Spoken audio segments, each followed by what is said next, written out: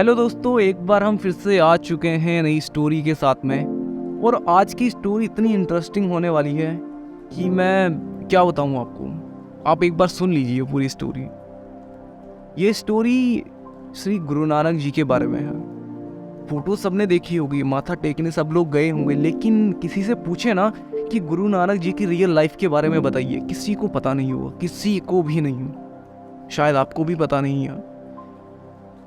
और अगर आपको उनके बारे में पता ही नहीं है तो माथा टेकने का क्या फायदा, गुरु नानक जी को मानने का क्या फायदा। मानने का फायदा तब है जब आपको उनके बारे में कुछ जानकारी हो, कुछ पता हो। और आज मैं उनके बारे में रियल इन्फॉर्मेशन लेके आया हूँ ताकि आप लोगों तक सारी चीजें पहुंचा पाऊँ। तो वीडियो के एंड में तक बनी रहिएगा क्योंकि सारा मजा एंड में आने वाला है और लाइफ की सारी लर्निंग्स एंड में आने वाली है। और जो इंसान शुरू से लेके एंड तक रुक गया, पूरी स्टोरी सुन ली, तो लाइफ में बहुत बड़ा बदलाव आएगा, मैं गारंटी देता हूँ आपको। तो चलिए स्टार्ट करते हैं। एक अंधेरी रात, भादों की अमावस, बादलों की गड़गड़ाहट के बीच बिजली का चमकना, वर्षों के झोंके, गांव पूरा सोया हुआ, बस नानक के गीत की गूंज चल रही है। रात देर तक वो गाते रहे। नानक की माँ डरी, आधी रात से ज़्यादा बीत गई, कोई 3 बजे को हो गए। नानक के कमरे में दिया जलता है, बीच बीच में गीत की आवाज़ आती है। नानक के द्वार पर नानक की माँ ने दस्तक दी और कहा, बेटे अब सो भी जाओ, रात करीब करीब जाने को हो गई है। नानक चुप हुए और तभी रात के अंधेरे में एक पपीहे ने जोर से कहा। नानक ने कहा, सुनो माँ। अभी पपीहा भी चुप नहीं हुआ, अपने प्यार की पुकारे कर रहा है, तो मैं कैसे चुप हो जाऊं। इस पपीहे से मेरी होड़ लगी है, जब तक गाता रहेगा, पुकारता रहेगा, मैं भी पुकारता रहूंगा। और इसका प्यार तो बहुत पास है, मेरा प्यार तो बहुत दूर है। जन्मों जन्मों गाता रहूं तो ही उस तक पहुंच पाऊंगा, और रात और दिन का हिसाब नहीं रखा जा सकता। नानक ने फिर गाना शुरू कर दिया। नानक ने परमात्मा को गा गा कर पाया, इसलिए नानक की खोज करना बड़ा भिन्न है। पहली बात समझ लेनी जरूरी है कि नानक ने योग नहीं किया, तप नहीं किया, ध्यान नहीं किया। नानक ने सिर्फ गाया और गाकर ही पा लिया। लेकिन गाया उन्होंने इतने पूरे प्राण से कि गीत भी ध्यान हो गया, गीत ही योग बन गया, गीत ही तप हो गया। जब भी कोई पूरे मन से किसी काम को करता है, वह कृत्य का मार्ग बन जाता है। तुम ध्यान भी करो अधूरा अधूरा तो भी न पहुंच पाओगे। तुम पूरे हृदय से, तुम्हारी सारी समग्रता से एक गीत भी गा दो, एक नृत्य भी कर लो, तो भी तुम पहुंच जाओगे। तुम क्या करते हो ये सवाल नहीं है, पूरी समग्रता एकाग्रता से करते हो या अधूरे अधूरे मन से करते हो, सवाल ये है। परमात्मा के रास्ते पर नानक के लिए फूल और गीत ही बिछे हुए हैं, इसलिए उन्होंने जो भी कहा है गाकर कहा है। बहुत मधुर है उनका मार्ग।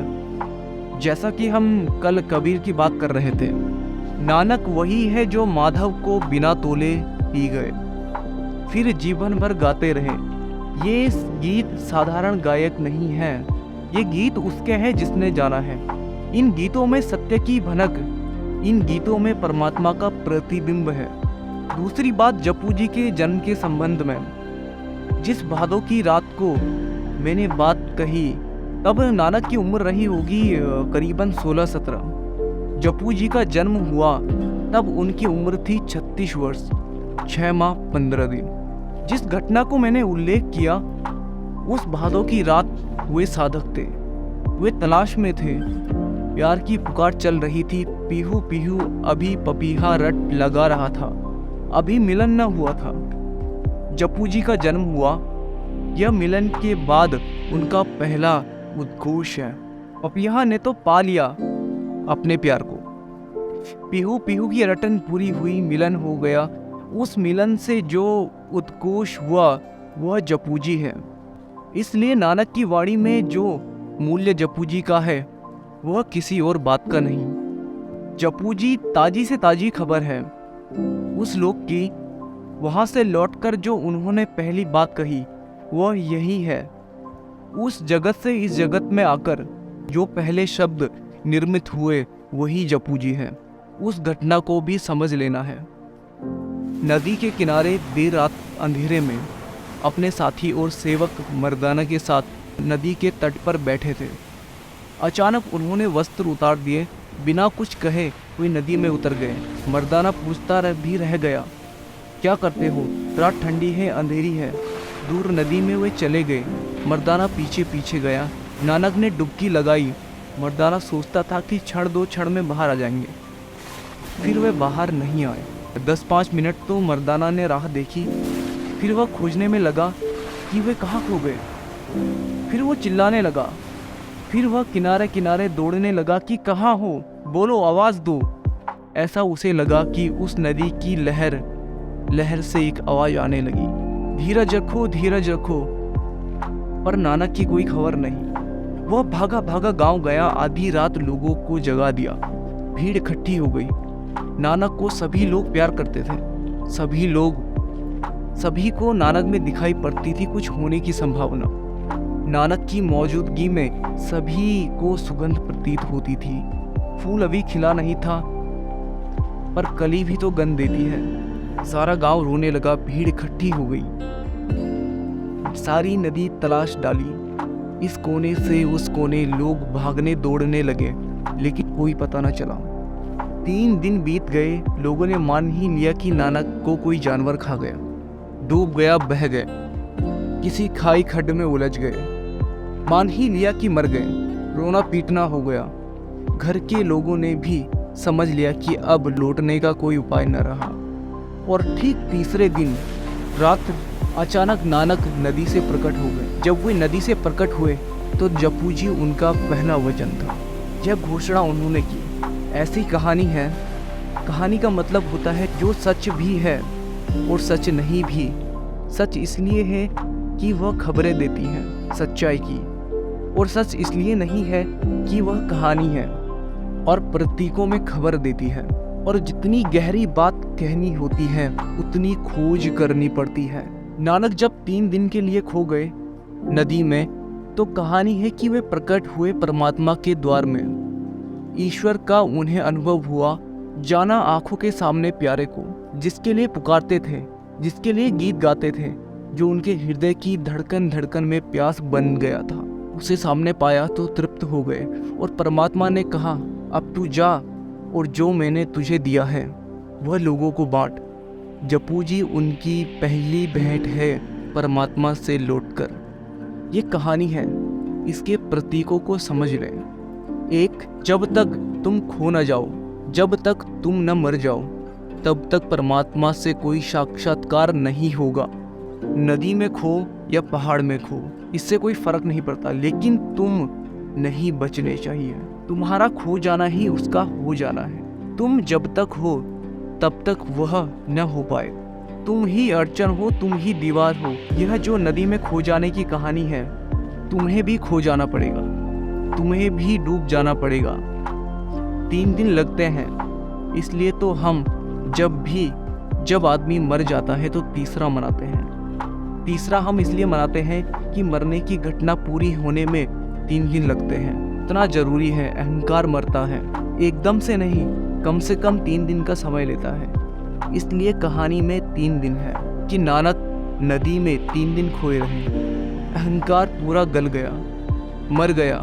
और पास पड़ोस, मित्र, प्रियजनों, परिवार के लोगों को तो अहंकार ही दिखाई पड़ता है, तुम्हारी आत्मा तो दिखाई पड़ती ही नहीं है। इसलिए उन्होंने तो समझा कि नानक मर गए। जब भी कोई सन्यासी होता है, घर के लोग समझ लेते हैं कि मर गया।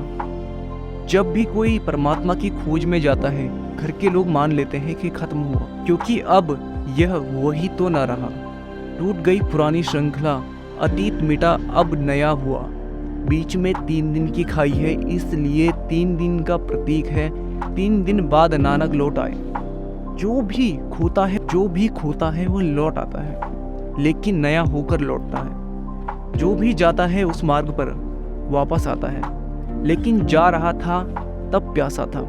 आता है तब दानी होकर आता है, जब जाता था तब भिखारी था, जब आता है तब सम्राट होकर आता है। जो भी परमात्मा में लीन होता है जाते समय भिक्षा पात्र होता है और लौटते समय अपरम संपदा होती है बांटने को। जपू जी पहली भेंट है।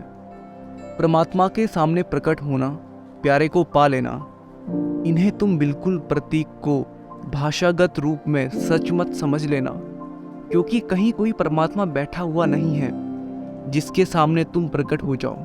लेकिन अगर बात कहना हो तो कुछ और कहने का उपाय भी नहीं है।